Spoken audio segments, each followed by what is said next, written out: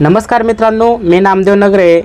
मित्रांनो, शासनामार्फत एक अतिशय महत्त्वाचे अपडेट आलेले आहे। शासनाने येथे GR निर्गमित केलेला आहे। तर याच्यामध्ये पहा, आपल्या घरावरती आपण 2500 मध्ये घरावरती सोलर पॅनल हा बसवू शकतो आणि वीज बचत देखील आपण करू शकतो। तसेच आपल्याला कोणती पात्रता हवी आहे आणि किती टक्के आपल्याला याच्यातून भरावे लागणार आहे आणि राज्य शासन आणि सरकारमार्फत आपल्याला किती अनुदान मिळणार आहे ते आपण सविस्तर या व्हिडिओमध्ये पाहणार आहोत। त्याचप्रमाणे याच्यामध्ये काही उद्दिष्टे देखील सांगितली गेली आहे। तसेच याची संरचना कशा प्रकारे असणार आहे, त्याचप्रमाणे याच्यासाठी लागणाऱ्या निधीची तरतूद काय केली गेली आहे, तसेच याची अंमलबजावणी कशा प्रकारे करता येईल आणि याच्यामध्ये लाभार्थीची निवडची निकष कशा प्रकारे आहे आणि या योजनेची कालावधी कितपर्यंत आहे, तसेच याची कार्यपद्धती कशा तऱ्हेने आहे हे सविस्तर आपण या व्हिडिओमध्ये पाहणार आहोत। मित्रांनो, तत्पूर्वी आपण या चॅनलवरती पहिल्यांदा आला असेल तर चॅनलला सबस्क्राइब करून ठेवा, जेणेकरून अशाच महत्त्वपूर्ण माहिती आपल्याला या चॅनलवरती भेटत राहतील। मित्रांनो, चला तर सुरुवात करूया आपण महत्त्वपूर्ण या व्हिडिओला। तर या शासन निर्णयामध्ये पहा, 100 युनिटपेक्षा कमी वापर असलेल्या दारिद्र्य रेषेखालील आणि आर्थिकदृष्ट्या दुर्बल घरगुती वीज ग्राहकांकरिता स्वयंपूर्ण महाराष्ट्र आवासीय रूफटॉप सोलर म्हणजे स्मार्ट योजना राबवण्यासाठी शासनाने येथे GR असं निर्गमित केलेलं आहे। आता जेही याच्यामध्ये आर्थिकदृष्ट्या दुर्बल आहेत आणि तसेच याच्यामध्ये ओपनलासाठी देखील याची प्राधान्य दिले गेले आहे, ते आपण सविस्तर पाहूया। तर यातील प्रस्तावना आपण थोडक्यात समजून घेऊया। राज्यातील वाढते औद्योगिकरण व शहरीकरणामुळे पारंपरिक विजेची मागणी दिवसेंदिवस वाढत आहे। तसेच या विजेची निर्मिती प्रामुख्याने कोळसा, पेट्रोलजन्य पदार्थ, नैसर्गिक वायू ऊर्जा अशा प्रकारातून केली जाते। तर सदर ऊर्जेची संसाधने हे मर्यादित स्वरूपात असून भविष्यात ते संपुष्टात येणार आहेत। अशा ऊर्जा स्रोतांचा बेसुमार वापर केल्याने हवेचा प्रदूषण देखील मोठ्या प्रमाणात पडत आहे। तसेच याच्यामुळे वैश्विक तापमान देखील आणि पर्यावरणात देखील अनिष्ट परिणाम होत आहे। या सर्वांचा विचार करून शासनाने सन 2030 पर्यंत 50% इतकी ऊर्जा अपारंपरिक ऊर्जा स्रोतापासून निर्माण करणे, एकूण अनुमानित कार्बन उत्सर्जन 1 अब्ज टनांनी कमी करणे, कार्बन तीव्रता 2005 च्या आर्थिक पातळीपेक्षा हे 45% कमी करणे, तसेच 2070 पर्यंत हे निव्वळ शून्य उत्सर्जनासाठी प्रयत्नशील राहण्यासाठी शासनाने हे योजना अंमलात आणलेली आहे। तर यातील आपण निर्णय थोडक्यात समजून घेऊया, काय निर्णय घेण्यात आलेले आहे या सौर ऊर्जा पॅनल बसवण्याकरिता। शासन निर्णय पहा, आर्थिकदृष्ट्या दुर्बल वीज ग्राहकांना छतावरील सौर ऊर्जा प्रकल्प स्थापित करण्यास प्रोत्साहित करून विजेच्या बाबतीत स्वयंपूर्ण बनविणे, तसेच सौर ऊर्जेवर निर्मित ऊर्जेच्या घरगुती वापरानंतर शिल्लक असलेल्या विजेच्या विक्रीमधून त्यांच्या उत्पन्नाचा अतिरिक्त स्रोत निर्माण करणे व त्याद्वारे छतावरील सौर ऊर्जा निर्मिती क्षमतेत वाढ करणे, याकरिता शासनाने स्वयंपूर्ण महाराष्ट्र आवासीय रूफटॉप अर्थात स्मार्ट सोलर योजनेस शासनाने येथे मान्यता दिलेली आहे।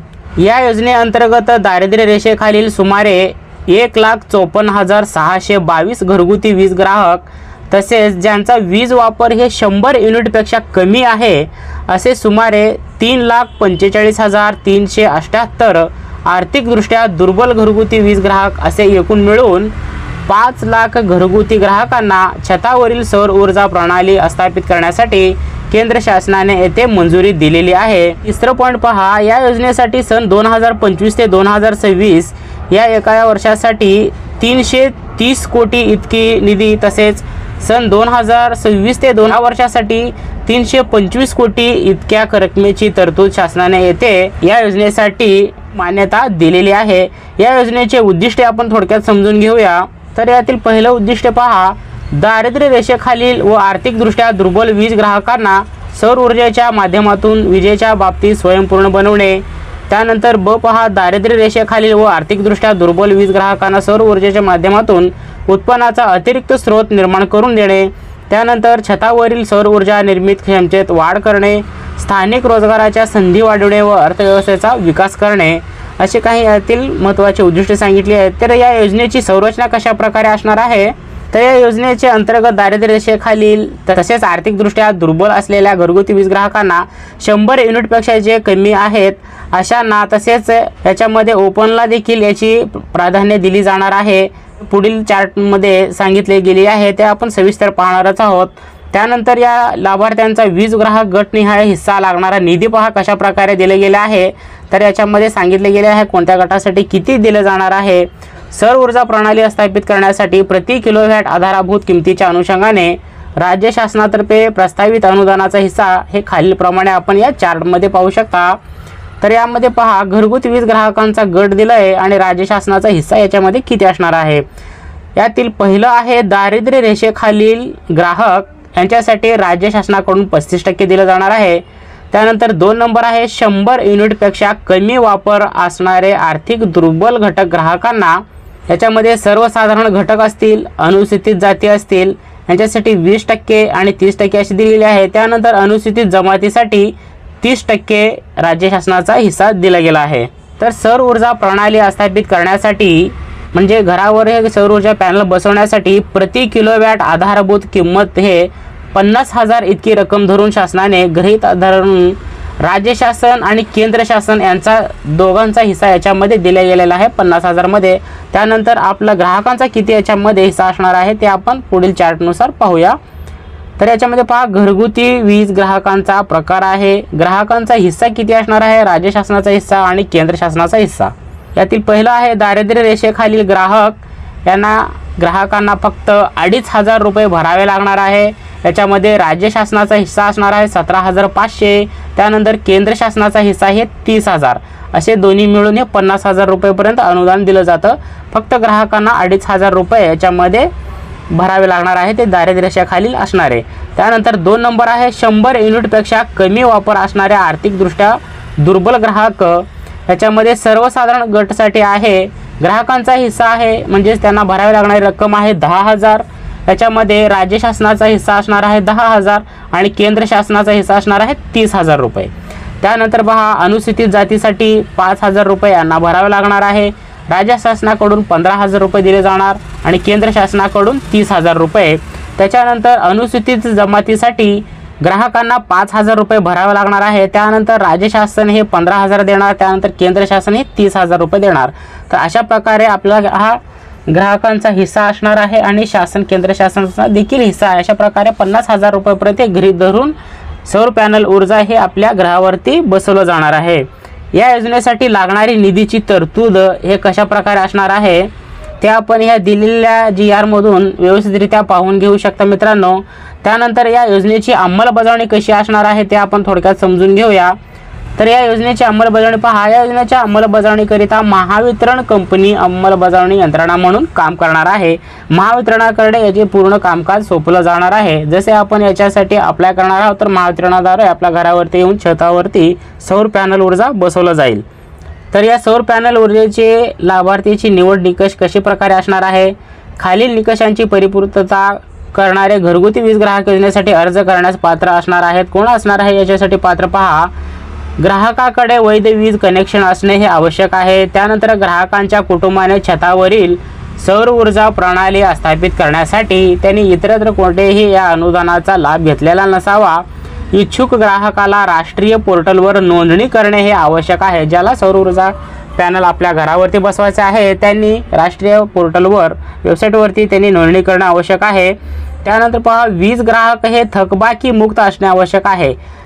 महावितरणामध्ये त्यांनी वीज कनेक्शन घेतला असेल तर त्यांनी वेळोवेळी वीज बिल भरणं आवश्यक आहे। याची निवड निकष प्रक्रिया पहा, ज्या वीज ग्राहकांचा वीज वापर वर्ष 2025 याच्यामध्ये ऑक्टोबर 2024 ते सप्टेंबर 2025 या 2 मधील कुठल्याही महिन्यात 100 युनिटपेक्षा जास्त नसेल असेच ग्राहक या योजनेचा भाग घेण्यास पात्र असणार आहे।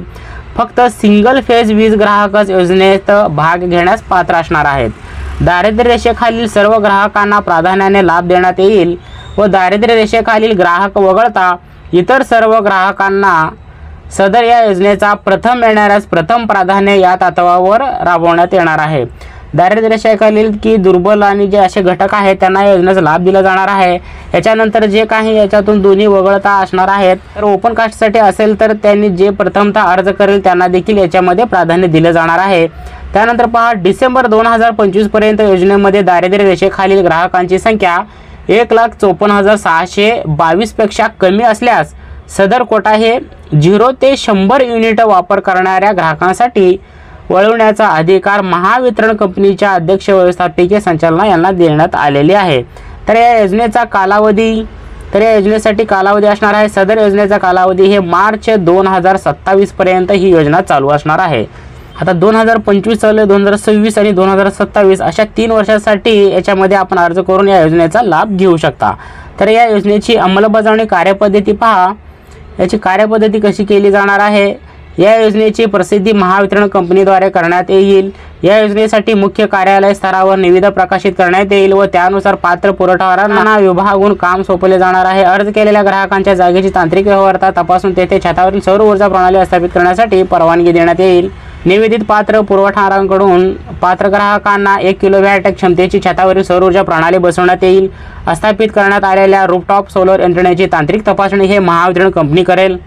तर छतावरील सौर ऊर्जा प्रणाली स्थापित केल्यानंतर 5 वर्षे देखभाल व दुरुस्तीची जबाबदारी पुरवठादारांकडे असेल। जे सौर पॅनल आपल्या घरावरती बसवणार आहे त्यांच्याकडे याची देखभालची वेळ असणार आहे। पुरवठादारांकडून हे 5 वर्षासाठीचा सर्व खर्च देखभाल व दुरुस्ती करार 500 रुपयाच्या स्टॅम्प पेपरवरती महावितरणाकडून करून देण्यात येणार आहे।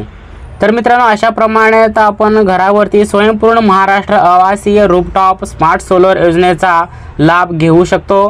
तर आपल्या घरावरती सौर पॅनल देखील आपण बसवू शकतो। मित्रांनो, अगदी कमी दरामध्ये आपल्याला याच्यामध्ये पैसे इन्व्हेस्ट करावे लागणार आहे। राज्य शासन व केंद्र शासनाचा याच्यामध्ये भरपूर प्रमाणात आपल्याला हिस्सा दिला जाणार आहे।